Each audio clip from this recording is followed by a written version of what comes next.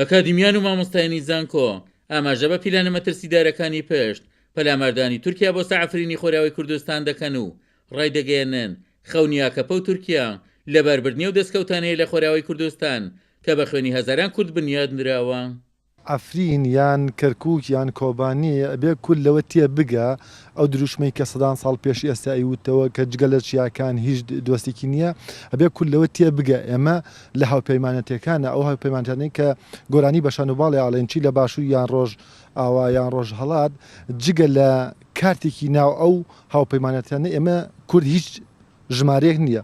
بە نمونە کاتێک ئەمریکا ئەگەر بیەوێت کورد بەکار بێنێ لە پێناوچیا لە بێنا ئەوی کە امتیازاتێکی زیاتر بۆ خۆی بەکاربێنیان ڕۆژ ئاوا بە هەمیشە کوردیان وەکو کارتێک بەکارهێناوە نەک وەکو هاوپەیمانەتی. ئەگەر بواە ئەمە وەکو هاوپەیمانەتی بواە ئەبواە ئێستا ئەمریکا ئەو بەرگری بۆ نمونە لە هەندێک ناوچایکە بیکردا لە ئەفرینا یان هیچ نەبواە هەر بە بەیاننامە نا بە شێوەیەکی کردداری بەهاتە بەرگری لە بەرامبەر سوپای تورکیا بکردا لە ئەفرینا.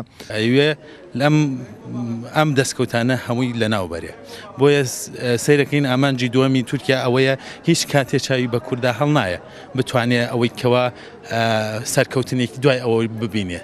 دیارە سەرکەوتنی دوای ئەوەش ئێمە هەمومان نەزانین کە تورکیا کوردستانی سووریا لە ئێستاە بۆتە جێی تێڕامانی نێودەوڵەتی بۆ ئەوەی کەوە بتوانرێ هەر بە هەموو بەشەکانی بلکێنرێ و ببێ بە ستەیت. لە ئێستادا تورکیا ئەو پەڕی هەوڵ و توانە و قوتی خۆی ئێتە لە هاوپەیمانەکانی لە پەیمانی ناتۆ لە ئەتلەسی هەمویان ئەهێنێتە سەرخەت بۆ ئەوی نەهێڵێ ئەو کاتۆنانی کە لە کوردستانی سووریایە دروست بوون سەرکەوتوو بن بۆ ئەوەی چونکە تورکیا دڵنیایە دوای دروستبوونی هەرێمێکی تر لە سووریایە سەرەی دروستبوونی هەرێمێکی ترە لە تورکیا. بە بڕای چاودێرێکی سیاسیش تورکیا دەیەوێت لە ڕێی لەشکرکێشی و پەلاماردانی عەفرینەوە هاوکاریەکانی ئەمریکا و وڵاتانی تر بۆ خۆراوی کوردستان ڕابگرێت.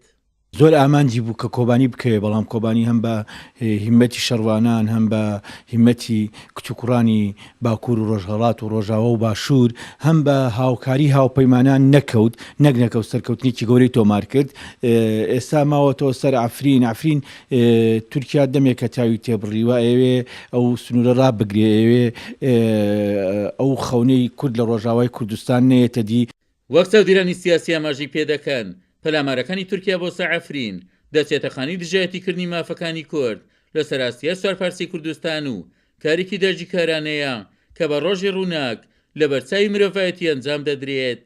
عومەر غەریب، کورسات نیوز، چەمچەماڵ.